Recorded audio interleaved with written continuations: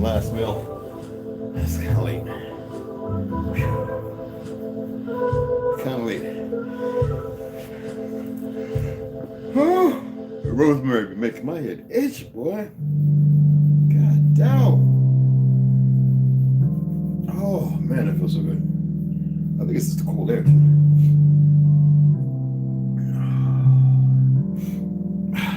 Yo, what's happening? What's happening? Let's go ahead and get this reading.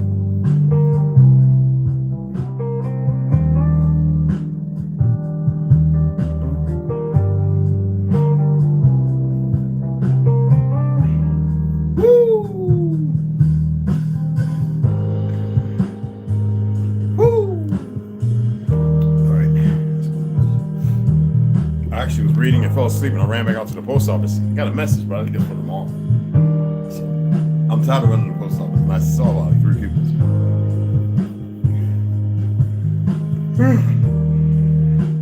Oh, this is sad, man. All that exercising I did today. Okay, let's get this started. Woo! Yo, I gotta say this, man. Like, all the years I lived in New York, Jersey, East Coast, I was mostly down south, y'all. Thank goodness. But New York, man, has gone to It literally has gone to shit. Now I know I got my girl Bigger Cook. She's living that life, and she got to be careful with that lyrical wolf. You know, she's young,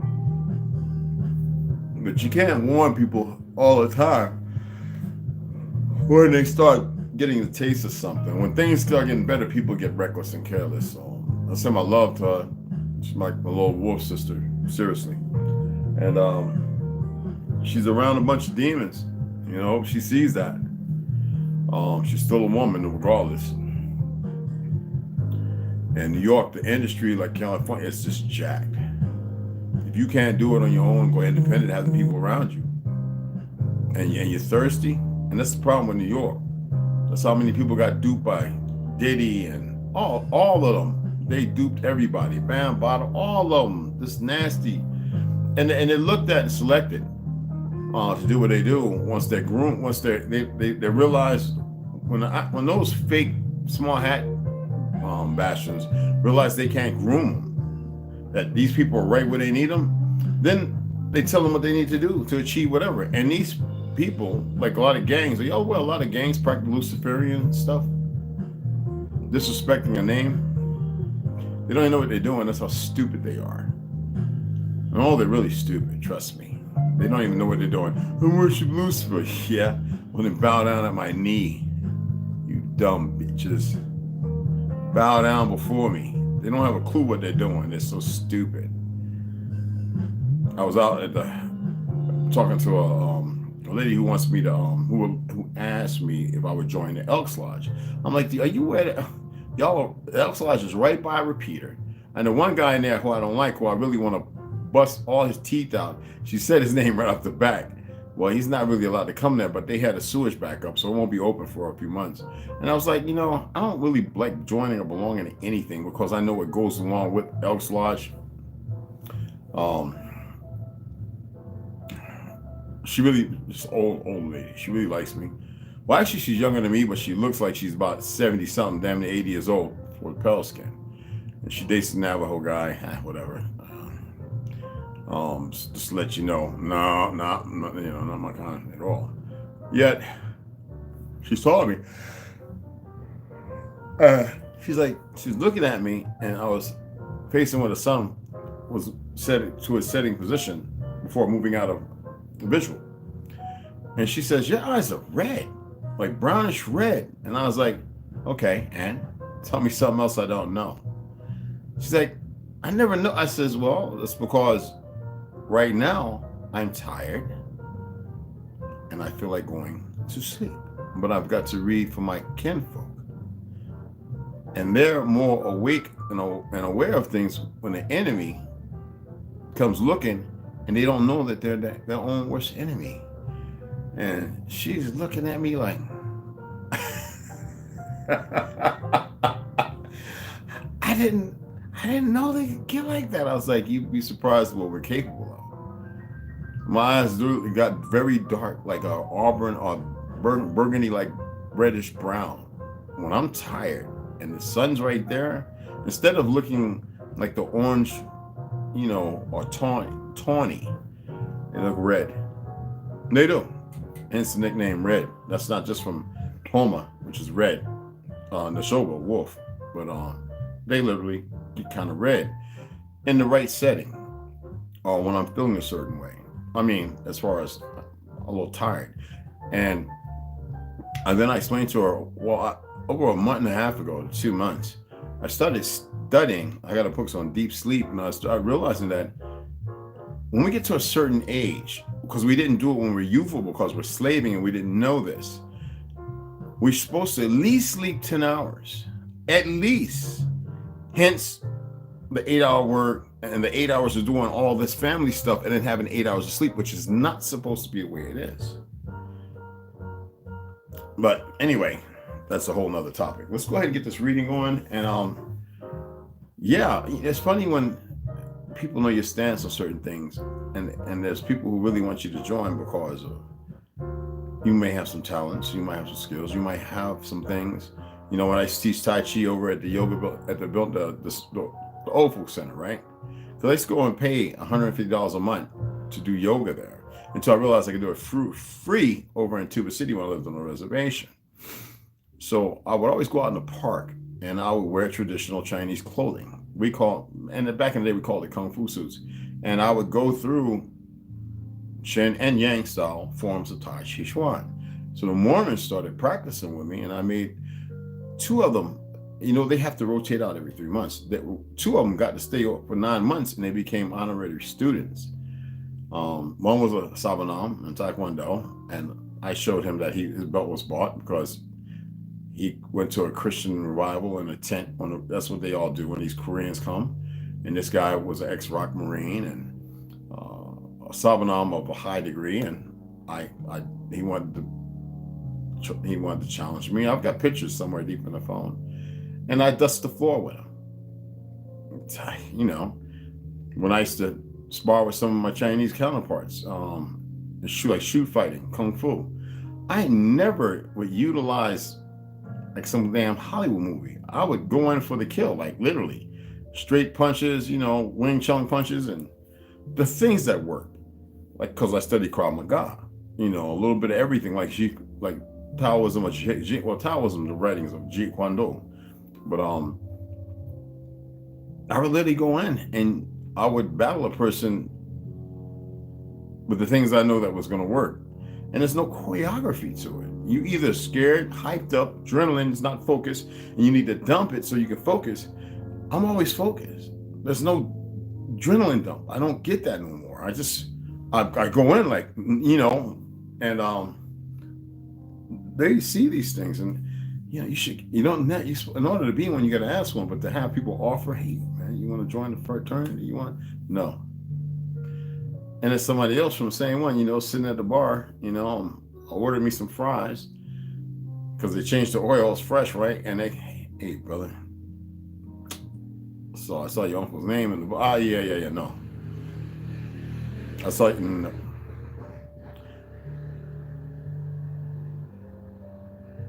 no, what matters to me is family. You know, when I say my family and I say I love you, that's for life. Doesn't matter what your take is. I don't have to express it all the time. Wherever you stand, if you feel some kind of way because statements I make, that means you're weak. You need to come up out of that weakness. You need to shake that shell. You know, that crustacean on you that doesn't fit. You shouldn't have crawled in. You're not a hermit crab. You dig what I'm saying? And if that's the issue, or you feel some kind of way like a kid, you know, like me, I'm not a vampire. I go to bed early. I rest. When you intermittent fast and you're doing certain exercises, I don't do sit-ups no more. But I do certain exercises to keep my core strong, whether it's holding a plank for 2 minutes, even 3 minutes. Don't matter if I'm shaking or not.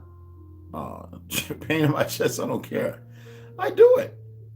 I get my cold shower and I snap right back into it. Yet, when I get to those certain points, like, okay, 7, 8 o'clock's coming around. Oh, dude, I'm like that. Now, if I was to have a sip of wine, I'd be like it's like a little perk. It's the alcohol, blood sugar, you know, which is also messes with it spikes your insulin. So you got to be careful. That's why I prefer organic. And if it's alcohol, it must be high, not low, because then that plays with you. It's a dormant place. Let's do studying. Go pre-med, want to be a doctor, and then all them years, and then going to law school, and then becoming a nurse, and then not practicing, and still studying, and having all that around me. You know what I'm saying? So I felt it when I was coming in, but I said, no, I'm going to read. So we're going to go ahead and get into the reading before I dribble y'all further with this wah, wah, wah, wah, wah, wah. We're going to, in the Book of Eden, some things I'm not going to read, because if Sue, if you're here, you already know some things I'm not going to read. All right. I'm going right over to chapter 4, because I'm not going to sit here with their indoctrination by William Bramley. Look him up. You know, always look people's names up. I'm not going to pick up my tablet or go to the computer. Look up William Bramley, who wrote Gods of Eden. Look at his bio. And if you want to see something that's not there, ask for Masonic names or see if his name is in the Masonic order. And if you know how to do it, you'll see what I'm talking about. What right does he belong to, or whatever and ever. So you know that some of the things discussed in here is to graft you and pull you away and away from something and in a direction to control you. So what I'm gonna do is, even though I've read quite a bit of this book now, I'm going to read the dynamic things that actually mention something that might be fruitful and worthful. Remember, it's certain for puzzle pieces that might not be in the box. So we got to go out there and say, hey, look, what company do I got to call to get these puzzle pieces that are missing? So that's what we're going to do. All right. So this is the Gods of Eden. I like the book. And though it doesn't mind, I don't mind the spherical Earth spinning 44,000 miles with the sun, traveling through space, fictional stuff, and NASA to deceive, all that stuff. I don't have to break all that down for you, okay? So we're not going to read the lies that always start in the beginning. Some of the grass the people they've already been orientated to, and that's the actually second chapter is the orientation. I'm not going to read that and have some of you individuals who might be a little more frugal stuck. I'm just not going to do it. Now, as far as UFOs, truth or fiction, we'll come back to that after I read a few other chapters. But I want to read some of this chapter, and it's fairly long. This chapter right here will take 2 days. Well, maybe 3. Well, I think 2 days where I read. The Gods of Eden. So we're going to go ahead and get into that. I make it my business to look at things and then pay attention to what I'm looking at. And let me show you how many pages I'm trying to. I had it copped off. I pulled my finger out. Excuse me. This is pretty good. So from the Gods of Eden, we get into the Brotherhood of the Snake. All right. Now I already dapped on a little bit of that, but that's fairly long too. So it's roughly about. All right. It's roughly about 10 pages or so. So we're just going to read a few here, okay? The Gods of Eden. The idea that human beings are a slave race owned by an extraterrestrial society is not a new one, and it's not. At least that's what I've been led to believe. But we're going to pick at this a little bit. It was expressed thousands of years ago in mankind's. We're not mankind, but I digress. Man's earliest recorded civilizations, and they don't have the earliest. Well, they are recorded to an extent. The Vatican is in control of them. It's about 50 miles worth of information of the history of the world. Anyway, thousands of years ago, in man's earliest recorded civilizations, the first of those civilizations was Sumeria. But we're going to hold on to that right now because that's part of the educational curriculum system to which has been laid down. All right. A remarkably advanced society which arose in the Tigris-Euphrates River valley between 5,000 and 4,000 BC. And we know what BC is BCE, and we know that something was there long before that, more advanced. So anyway, let's stick with the reading. And flourished as a major civilization by 3,500 before the Common Era. Like other ancient societies which arose in the Mesopotamian region, Sumeria left records stating, and if this is Mesopotamia, what is that? What is Ethiopia? Well, upper and lower, right? What's Mesopotamia? As far as what they've described. There's questions you need to really ponder and think about. Sumeria left records stating that human-like creatures are of extraterrestrial origin had ruled early human society as Earth's first monarchs. Those alien people were often thought of as gods. Some Sumerian gods were said to travel into the skies and through the heavens in flying globes and rocket-like vehicles. Ancient carvings depict several gods wearing goggle-like apparel over their eyes, and human priests acted as mere intermediaries between the alien gods and the human population. Now we know Machu Picchu, that's places that anyway, there's a number of places in so-called South America where these engravings and carvings are still prominently there. I visited a few of them, looking at them like, oh, did somebody do this, man? It's just somebody pulling our leg. This stuff is pretty ancient. And there are places where people are scared to go down there, where these grand buildings are just covered in greens. And they say people go in there and never come out. And I believe it because I see some of the crosses with names put on with some of the camping equipment draw like pictures showing that this group of people went in and never came out. Me, I would love to get a bunch of y'all and go and just be like, whatever. If we don't come back, sayonara, and go. Anyway, not all Mesopotamian gods were human-like extraterrestrials. Some were obvious fabrications, actually, yes, and fictitious attributes were often ascribed to the extraterrestrial and human-like gods. Once the blatant fiction are stripped away, however, we discover within the Mesopotamian pantheon a distinct class of beings who do indeed. That's still kind of loud. My apologies, guys. Harmonizing with my voice, excuse me. Once the blatant fictions are stripped away, however, we discover within the Mesopotamian pantheon a distinct class of beings who do indeed fit the ancient astronauts' mold. In order for me to better discuss the high-tech gods, it will be necessary for me to invent a new term, what they always do. And the word God alone contains too much undeserved awe. Historical and modern day testimony indicates that these gods are as human in their behavior as you or I, in which we've read in the Anunnaki. So the term ancient astronaut pigeonholes them into a distant past, when in fact they appear to have maintained a continuous presence all the way up until today. And that's when we get into Nos Confoundum. I know y'all would like for me to read that again, because that would bring a lot of you around and back to the front of the circle. The label extraterrestrial is too broad. I cannot name the gods after any star or planet from which they might hail from. I will not speculate as to their place of origin. Furthermore, it is conceivable that the alleged ownership of Earth may have changed hands over the millennia, in the same way that ownership of a corporation can pass among different owners without the public being aware of it. As we talk about the daughter from across the ice walls, when she started expressing or explaining about the Anakin, the custodians, the Anunnaki, and those Confoundum, how she breaks down how all the extraterrestrial terrain, extra land, okay?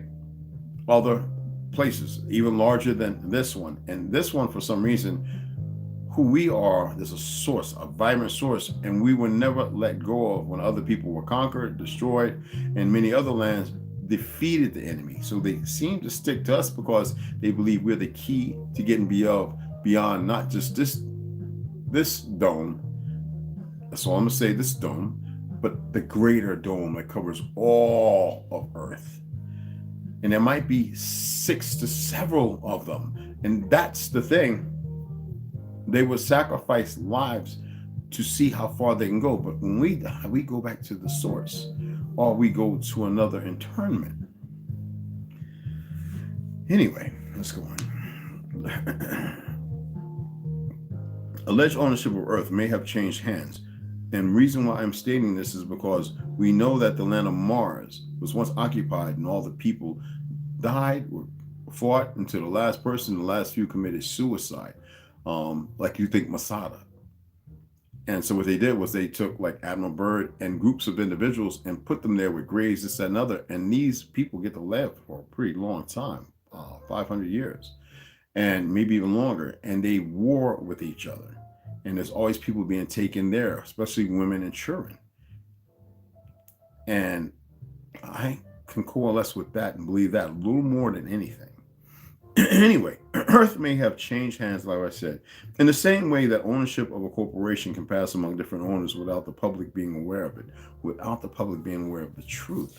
Like they say, someone's dead, and all of a sudden he's at a church and he's the pastor, and you're like, that gotta be Elvis. And it comes along, and this guy sounds like him, he's been talking like him, he's in North Carolina, and nobody's aware. Anyway, that leads me to invent a new label based upon the gods, apparent relationship to the human race. For lack of anything better, I will simply refer to them as the custodial. I'm about to pull up the book Custodians. No, there's no need to pull that up right now. Society, meaning that specific extraterrestrial society or succession of societies, which appears to have had ownership and custody of the earth since prehistory. For brevity, I will often refer to them simply as custodians. Now, who remembers me reading the book Custodians? I will have to read that again. What sort of creatures are these newly labeled custodians? Historical records and modern testimony describe them as physically human-like, racially diverse, and most importantly, very similar to human beings behaviorally. For example, some modern era UFOs, custodians are about our size. Um, Custodians are our size, and Anunnaki are a little bigger than us, or quite bigger than us. Yet the custodians are the ones who are technically way out there, who shorten our lifespans, who are the pioneers behind poisoning our food, air, and everything. You would say terraforming, but terraforming is also a reversal of the hemisphere to which we live in, right? So check this out. Historical records and modern testimony describe them as physically human-like, racially diverse, and most importantly, very similar to human beings behaviorally. Infiltrators, for example, some modern era UFOs have exhibited adolescent prankishness by racing at airplanes as though they were going to collide and then abruptly veering away just as impact seemed imminent.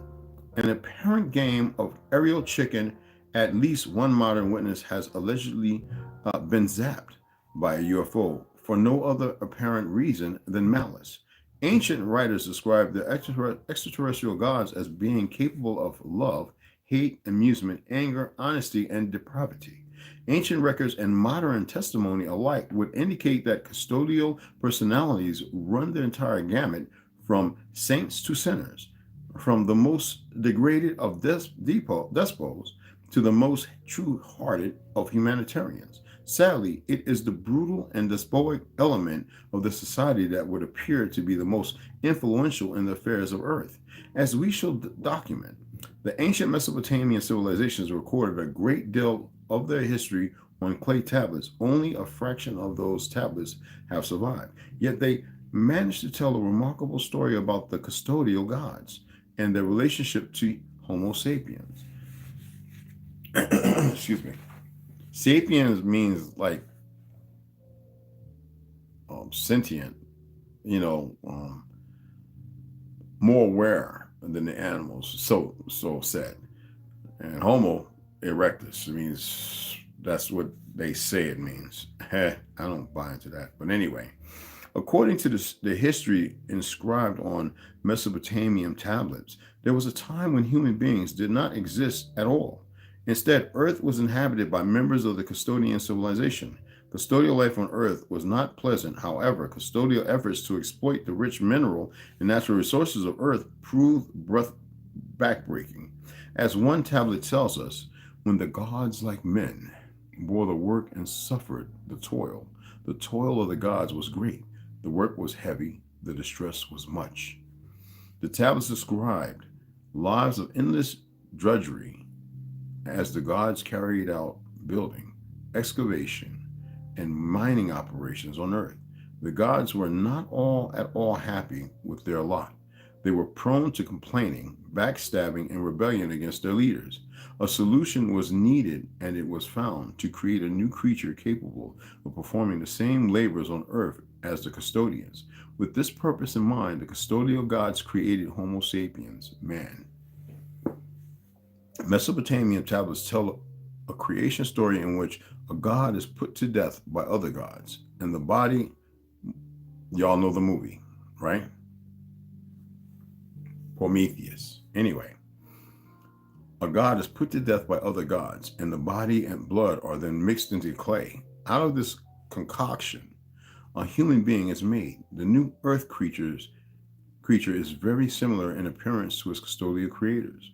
In his book, The 12th Planet, author Zecharia Sitchin exhaustively, and we mentioned him before in another book, analyzes the Sumerian creation stories. He concludes that the tale of the god's body being mixed with clay may have referred to biological engineering.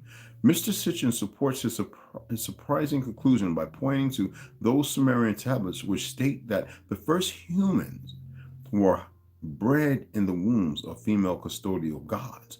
According to the tablets, custodians had male and female bodies, and they bred by sexual intercourse. In fact, ancient Mesopotamians stated that they provided ruling custodial gods with human prostitutes. Mr.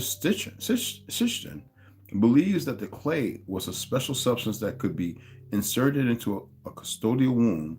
That substance held the genetically engineered cells of the new slave creature, Homo sapiens, and humans could apparently be bred in that fashion because they were physically very similar to custodians. Interestingly, though, modern scientists have bred animals in a similar fashion, such as a zebra in the womb of a horse.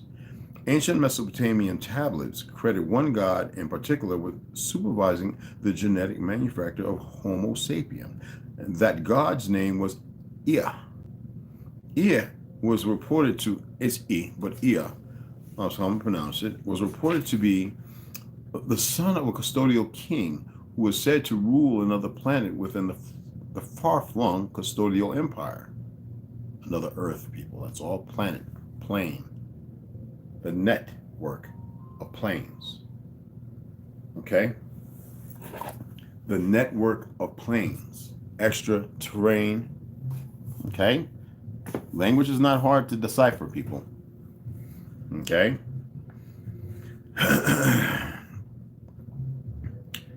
Anyway. Oops. All right. Skin was said to rule another planet with the powerful custodial empire, and was known as the title. Okay. All right. Flip the page, but I think I went. It was reported to the son of a custodial king, who was said to rule another planet within the far-flung custodial empire. Prince Ea was known by the title Enki. Now, the custodians, doesn't that sound more like an Anunnaki? Enki. But more humanist-like? Anyway, which means Lord or Prince of Earth. Ancient Sumerian texts reveal that Ea's title was not entirely accurate because Ea was said to have lost his dominion over major portions of Earth to his half-brother Enlil during one of the innumerable rivalries and intrigues that seem to forever preoccupy custodial rulers. In addition to engineering Homo sapiens, Prince Ea is given credit in Mesopotamian tablets for many other accomplishments. If he was a real person, then Ea could best be described as a scientist and civil engineer of considerable talent. He is said to have drained marshes by the Persian Gulf and to have replaced them with fertile agricultural land. He supervised the construction of dams and dikes. Ea loved sailing, and he built ships in which to navigate the seas. When it came time to create Homo sapiens, he had demonstrated a good grasp of genetic engineering, but not according to the tablets. Without trial and error, most importantly, Ea was described as good-hearted, at least in regard to his creation, Homo sapiens. Mesopotamian texts portray Ea as an advocate who spoke before custodial councils on behalf of the new Earth race. He opposed many of the cruelties that other custodial rulers, including his half-brother Enlil, inflicted upon human beings. It would appear that Sumerian tablets that Ea did not intend Homo sapiens to be harshly treated, but his wishes in that regard were overruled by other custodian leaders. As we have just seen, our ancient and highly civilized ancestors told a very different story of humanity's emergence on Earth than we tell today. The Mesopotamians were clearly not schooled in Darwinian theories of evolution. Nevertheless, we know that's a fraud. Nevertheless, there is some surprising anthropological evidence to support the Sumerian version of prehistory. And check this out. According to modern-day analysis of the fossil record, Homo sapiens emerged as a distinct animal species somewhere between 300,000 BC and 700,000 BC.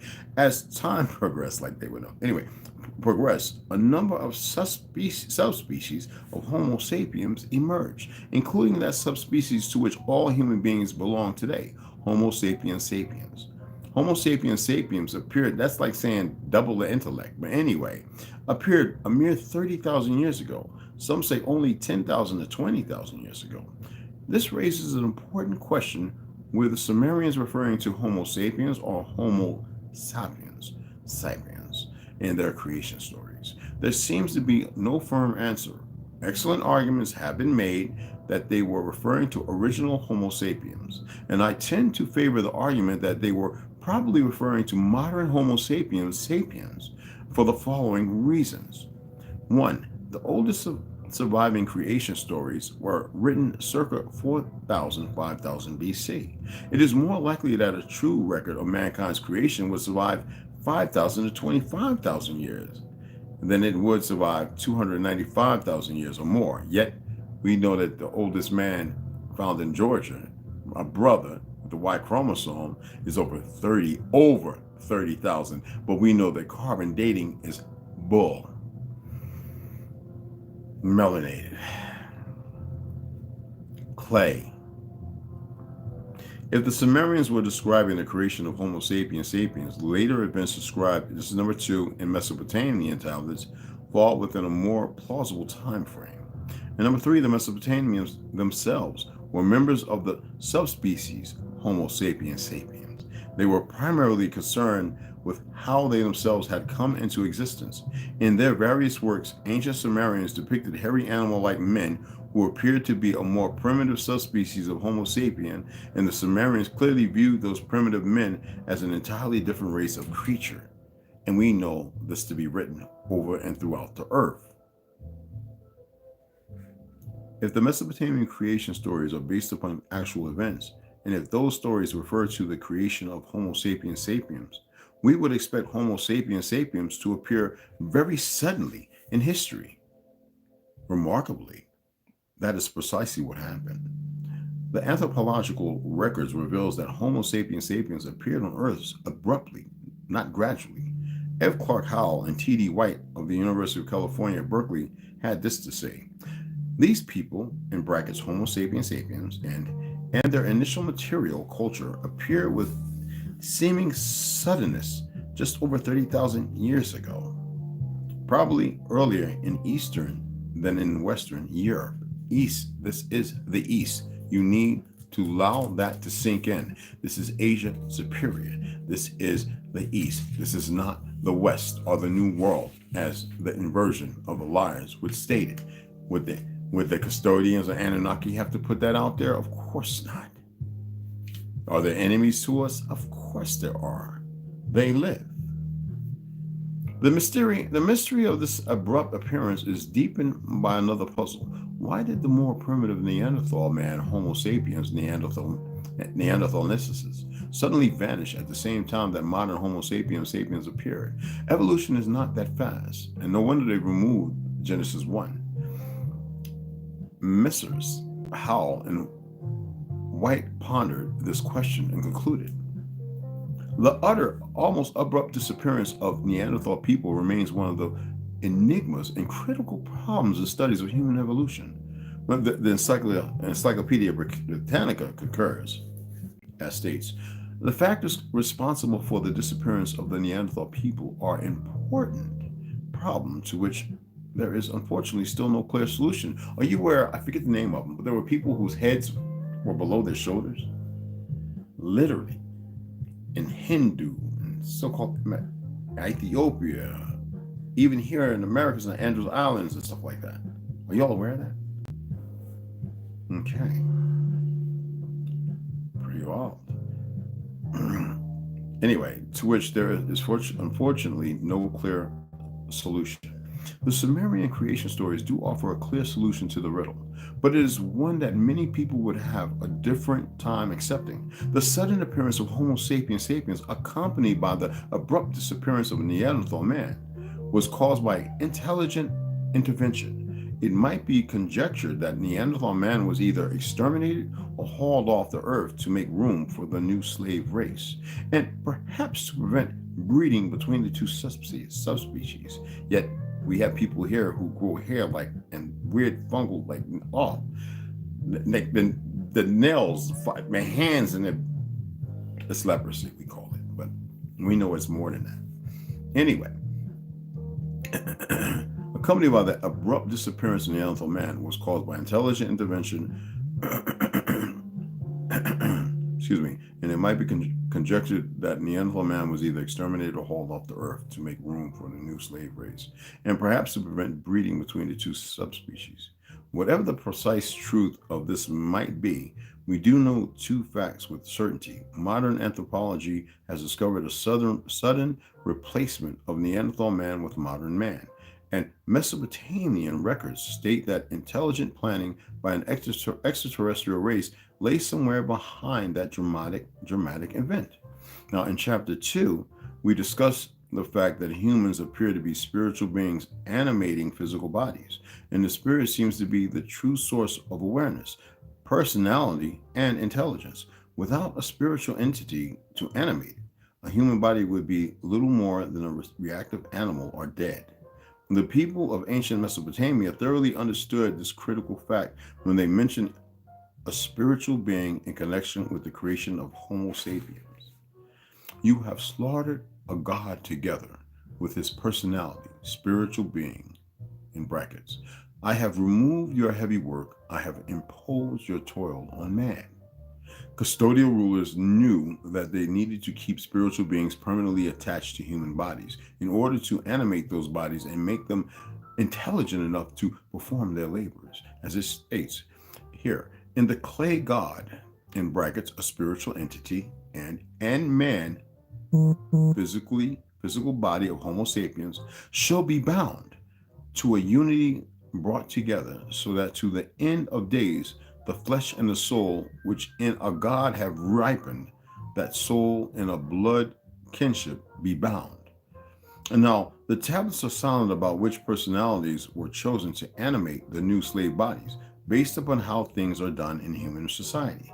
We might guess that the custodial society used criminals, deviants, prisoners of war, detested social and racial groups, non-conformists, and other undesirables to obtain the spiritual beings it needed to animate the new slave race of Earth. Humans were certainly treated like convicts sentenced to hard labor. Now, here in a quotation, which picks in spades, they, human beings in brackets, built the shrines. They built the big canal banks for food for the people, for the sustenance of the gods. As beasts of burden, humans were brutally treated by their extraterrestrial masters. The clay tablets tell of vast and catastrophic cruelty perpetrated by the custodians against their human servants. Cold-blooded population control measures were carried out frequently. Does that sound familiar? 1,200 years had not yet passed when the land extended and the peoples multiplied. The land was bellowing like a bull. The god got disturbed with their uproar. Enlil, half-brother and rival of Ea, heard their noise and addressed the great gods. The noise of mankind has become too intense for me. With their uproar, I am deprived of sleep. Cut off supplies for the peoples. Let there be a scarcity of plant life to satisfy their hunger. Adad, another custodian, should withhold his rain, and below the flood, the regular flooding of the land which made it fertile should not come up from the abyss. Let the wind blow and parch the ground.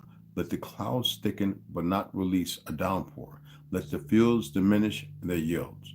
There must be no rejoicing among them. I figured that was a pretty good read. So I was like, I had to read this. Let me put a marker in there. No, I can use this one actually. Yeah. I figured that would be pretty interesting. Now, does this allude to anything? Does this say that we don't have a source, that we are not from something and that we don't belong? Or I believe this it is so much bigger. And some of y'all would say, well, what about the story of the pale wolf and the dark wolf? Well, that's my ancestral story. And it's deep. And the reason why I read this stuff, because it's conclusive to some other things that, like the worship gene that's been put in man, there's some reality. But what is not mentioned are the titans. Who would destroy the titans? You see what I'm saying? There's things that there's little parts that you must listen to and pay attention. You don't have to gravitate to all the information, but get the little particulates that stand out and then question them. I mean, refresh your mind and allow yourself to venture out and see some things. You dig what I'm saying? Now, I wanted to read a couple of things here and show you some things. Now, Mediterranean Amorite copper traders in Ohio, in the Mediterranean Amorite copper traders in the Ohio Valley. Now, this is Fritz Zimmerman's The Encyclopedia of Ancient Giants in North America, forwarded by L.A. Marzulli. Okay? This is where things get a little more contextual. And we can start seeing that somebody's taking other information, mistranscribed, to illuminate something different. We're dealing with evil people on a high level. So we must always ascertain the reality of that. As you see, we are just as vile. Large burial mounds like this at Marietta, Ohio, were surrounded by a moat and ditch, much like those found in the British Isles in England. These burial mounds were constructed by the Beaker people, who also built hinges or solar temples to track the path of the sun and mark the solstices. And that's a picture of it. Okay. All right. Now let's read this down here. Early Bronze Age copper trade. Isle St. Royal in Lake Superior contains one of the richest deposits of pure copper in the world. Lake Superior. In ancient times, more than 500,000 tons were mined. Philip Coppens wrote in Copper A World 500,000 years ago. So pay attention. Do you see the conundrum? Pay attention.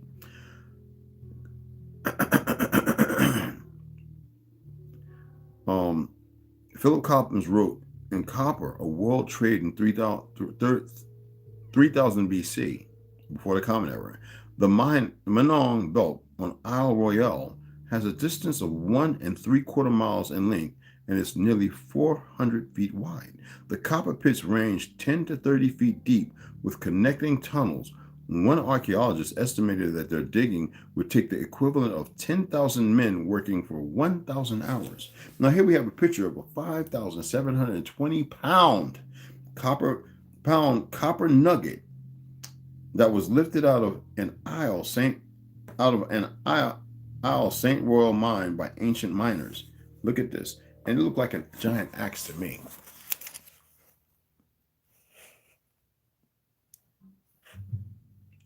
See that? 5,720 pound solid raw copper. Now here, to this one. Some comparisons. Diagram of weapons from the Isle St. Royal region from the archaeology of the eastern United States. The transition, I don't know why they still say America, but this is how these peckerwoods do. The transition from crude Stone Age weapons to state-of-the-art weapons technology that is identical to those that were simultaneously being developed by the Egyptians, Hittites, and Hebrews of the Eastern Mediterranean is not likely to have happened independently. They have to throw that in to keep the vision. And we'll show you up here. And it's a table chart right here. Okay? Now, below that, which you might have seen, this side-by-side photo shows weapons found in Michigan and Wisconsin dating to the early and middle Bronze Age with tangs for fastening to a spear. They are the part that sticks out from the back of the spear. They are compared with those from, if y'all ever watched Charles Henderson, how he makes arrowheads. Okay. Anyway, from those from the Eastern Mediterranean to the left, note that the North American weapons also use a midrib for additional strength. You know, look at it. These right here. And these are ours. Those are theirs.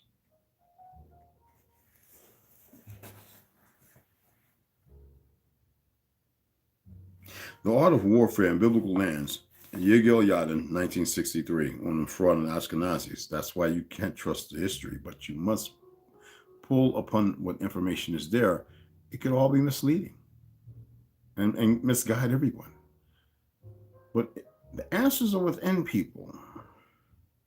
At the end of the third millennium, the armorers were still grappling with the problem of finding an effective method of attaching the spearhead to a wooden staff.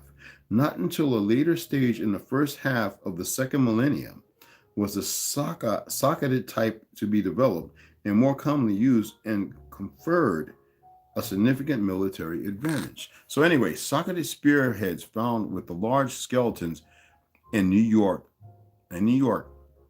Socketed weapons were not invented until about 15,000 BC. Bullshit. Anyway, and would fall within the timeline of the Amorites in the Levant and England. And we know that we populated England, so Europe.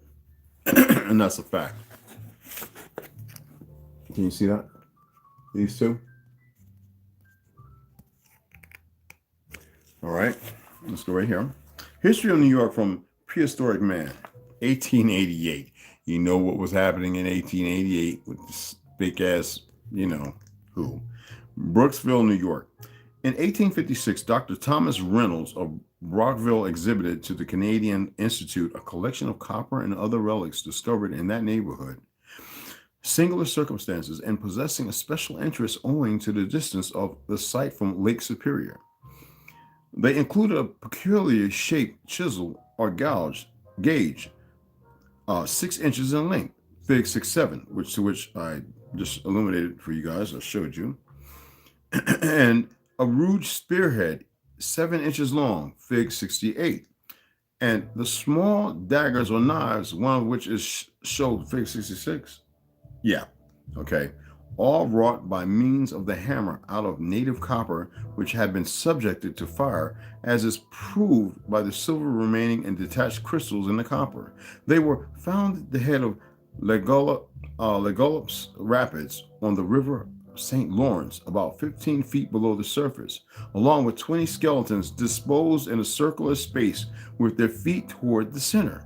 Dr. Reynolds remarks of them, some of the skeletons were of gigantic proportions. The lower jaw of one is sufficiently large to surround the corresponding bones of an adult of our present generation. Listen, the lower jaw of one is sufficiently large enough to surround the corresponding bone of an adult of our present generation. The condition of the bones furnished indisputable proof of their great antiquity. The skulls were so completely reduced to their earthly constituents that they were exceedingly brittle and fell in pieces when removed and exposed to the atmosphere. I'm going to go ahead and read this other one here. Let me go over here. Where is it at? Where is it at? Because we got the Ohio River. Yeah, megalithic Ohio Valley.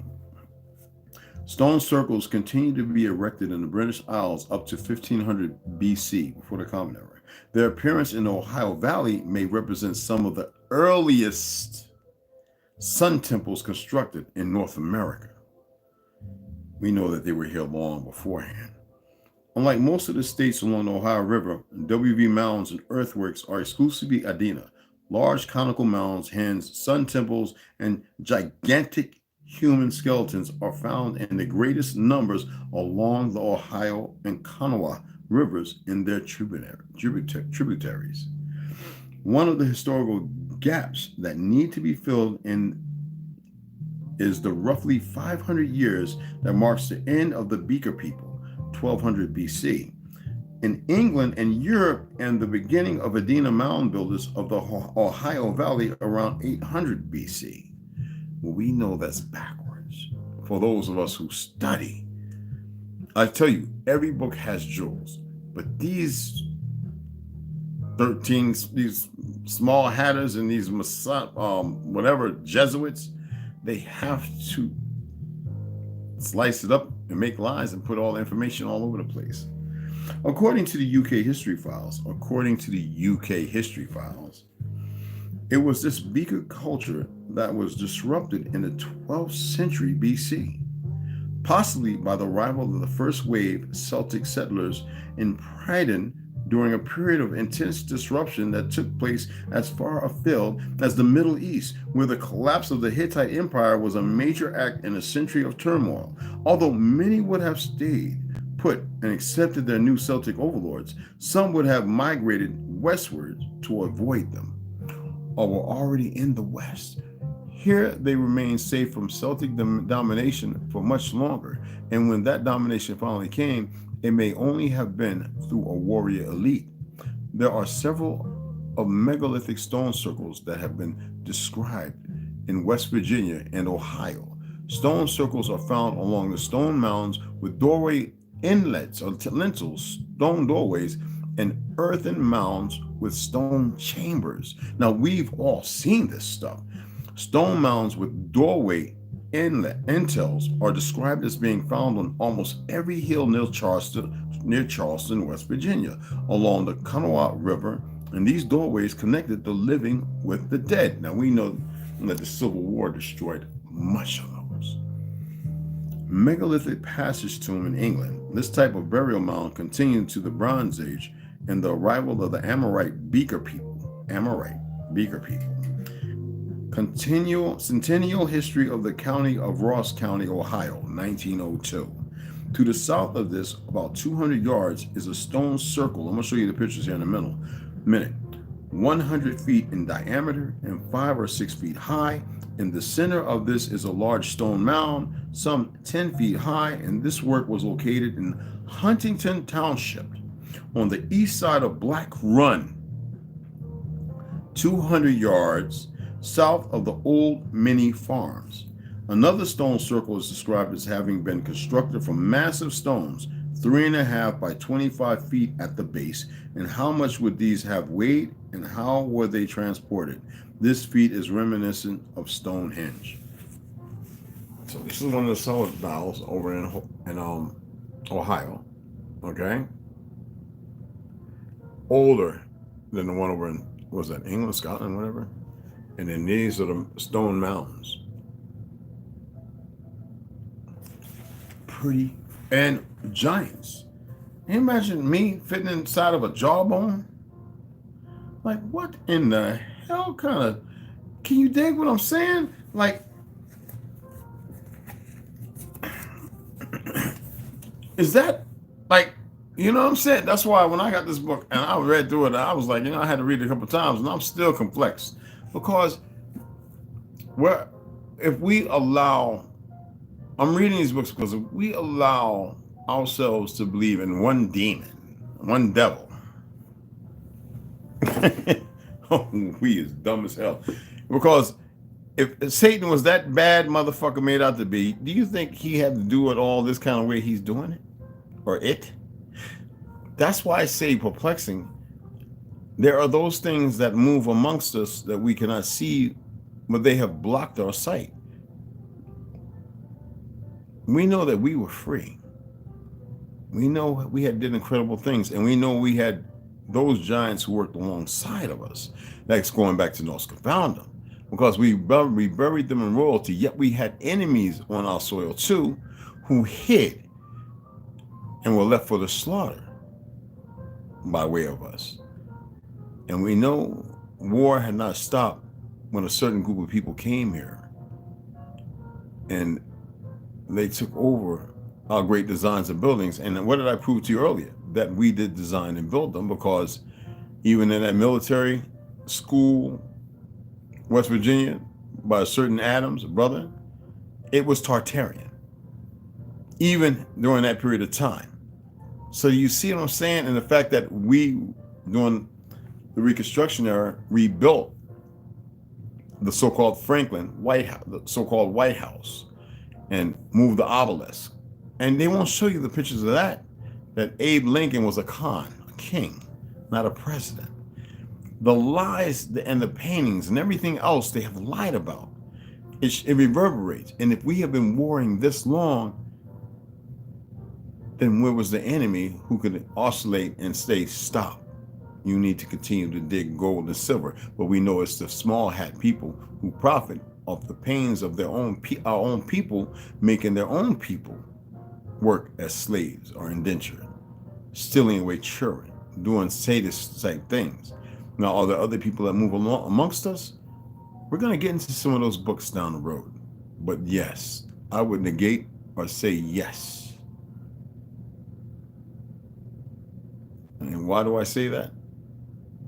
Well, if they're allowing this to play out the way it is, and they can stop it at any time, then what is this with the New World Order thing and having to concoct stories and go to fearful people with two different types of political movement theater, I call it, or vaudeville, and to subdue people? They could just do it themselves, right? But what would a sadist or a narcissistic sadist do? Would they enjoy the fruits of their labor to a certain point? I don't know. These things are good questions to ask, aren't they? Well, anyway, I appreciate everybody coming in. I am tired. I got to eat my last meal. It's going to be a big-ass salad. And I'm going to stretch out upstairs on my big-ass bed, across that thing butt naked, and go to sleep, y'all, because I am tired. I'll get up in the morning and do my little exercises. We get the readings on again. I appreciate the donations, man. I haven't ordered the books yet. A few more dollars and we'll get there. I actually added 2 more books because you know I'm a paper fiend. I'm not ghosting like a crack fiend or a dope fiend or ice fiend. I'm a book fiend. But let me shout out everybody because nobody popped. Oh, okay, all right, damn, a book. Grey Wolf, what's cracking, brother? Hey, what's up, baby girl? Frog Ribbit. What's up, Snoo Snoo? I'm good, Ken Folk. Mikey Hill, what's cracking, Kendrick? We have spirits that can pass through to the celestial lands, of course. I wouldn't doubt that. You know, that's why I'm reading it. We'll see, though. You know, reptilians. There's a lot of things out there. Hey, you know the story I told y'all about when I was with my boy. And we over there, and we talking to this motherfucker, man, and his eyes closed this way, quick as hell before they went like this. And my boy took off, like, not running, just turned around and started walking away. I just caught the glimpse. I just thought he moved. And I'm sitting there like this. You know how you try to keep a plain face, like, and I'm like, and so I don't know. So damn, my boy done stepped off. And so I'm playing it normal with this cat. I don't want him to just jump up and be like the thing and gobble my head up or something. You know what I'm saying? So I say, hey, brother, I ain't one like this. I got to go, man. And I was, man, I'll tell you, man, we were some speed. Well, we should probably gotten some marathon speed walking. You know, when they wear them little flimsy ass shorts and you be switching, they be walking so fast. Bro, we was breaking records, man, getting up out of some of these countries, man. And then we're going to another port. Okay, we're going to stick together about 8 to 10 of us, man. We just going to jump on anything weird and beat this living smack out of it. We made a pact. We ain't had no issues other than Lucifer's son in Italy and the homie over there with the eyes. Man, let me tell you something, bro. But anything's possible. You know, we got to keep reading. Hey, Joshua North, what's going on? Anunnaki, I believe, custodians. I mean, is it a play with many people writing about all the same things with a different direction? How many of y'all know about the Emerald tablets found in Virginia or the Carolinas, I believe? And the ones that were hidden from Georgia? I mean, there's so much. And the script, which is Hebraic, you know what I'm saying? Which is not a religion, but a way of life. yeah, right, Josh? Yeah, that son be messing with her stuff. I like to greet Chad when I saw her, and so I assume. Yeah, she be letting her son do it. Just go ahead. She probably don't want to be bothered with him. Just go ahead, do what you're doing. And Knocker were giants. Inky and in-law, I guess they were custodians at some point, but the Watchers, right, lumpy head midgets were the custodians, now both races. I believe a lot of these stories have truth and misleading as well. Honestly, I really do. Rhonda, what's going on, fam? What's happening, Brian? You already know. We're not we're not Homo sapiens, you know, but who it doesn't fret me, whatever they say. We're moving beyond that. I mean, so we are the East, and all of a sudden we are the West. I know. No, they're not. Yes, they're very trivial and sneaky, like, you know what I'm saying? Puzzle pieces, yes. Yep, West Side, yo, what's going on, baby boy? Herbo, salute. A history or Ohio. Oh, so you pulled it up. I'll tell you, be quick at that shit, man. What you got, like about 5 screens, like the Air Force and shit? 2 extra hands. Probably got your son over there. Look this up. Got a reptilian human like I encountered some weird shit when I was in the military. You see some far-fetched shit.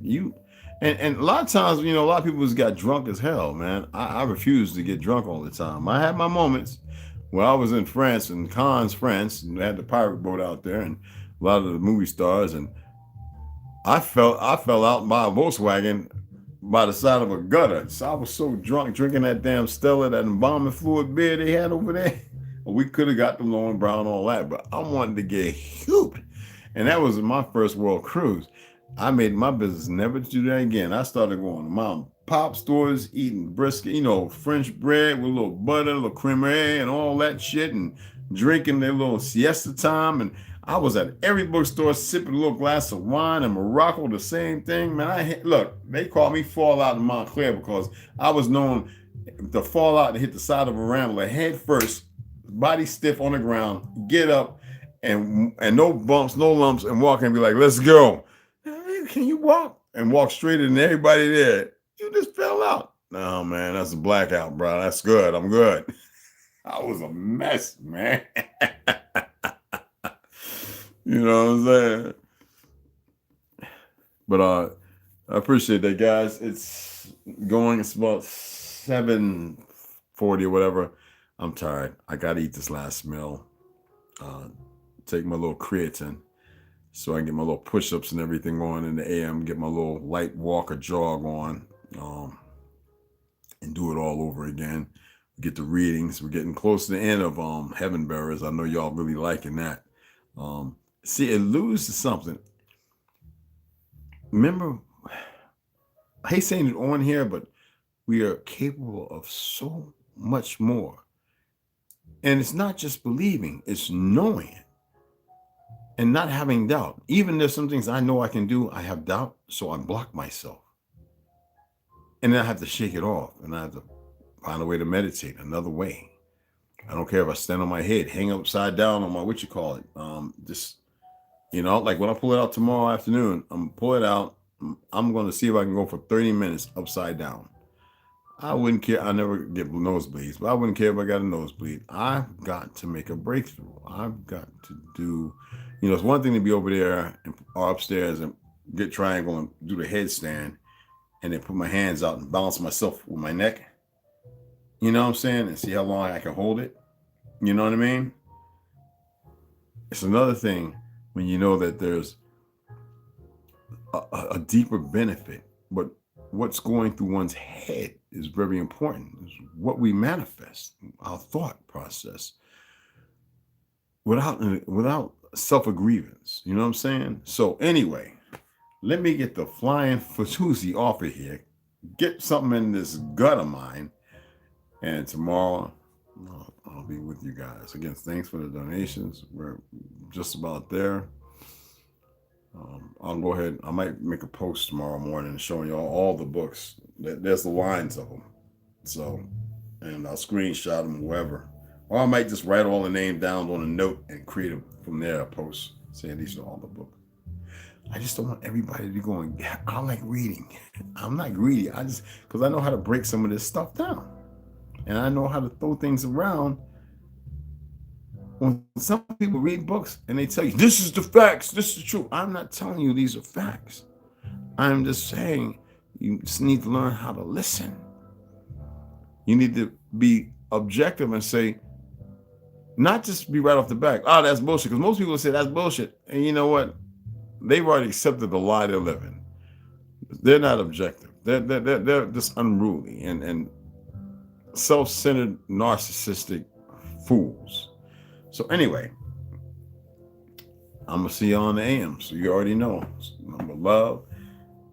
And I got a brother who wants to come on, hit a podcast. Well-informed. He's a good brother of mine. He's about 43 years old. You're going to love some of the stories this brother has to tell. And we're going to do the second to Mavis. She's where she needs to be, but yet she's not there. I sent a few more dollars to her.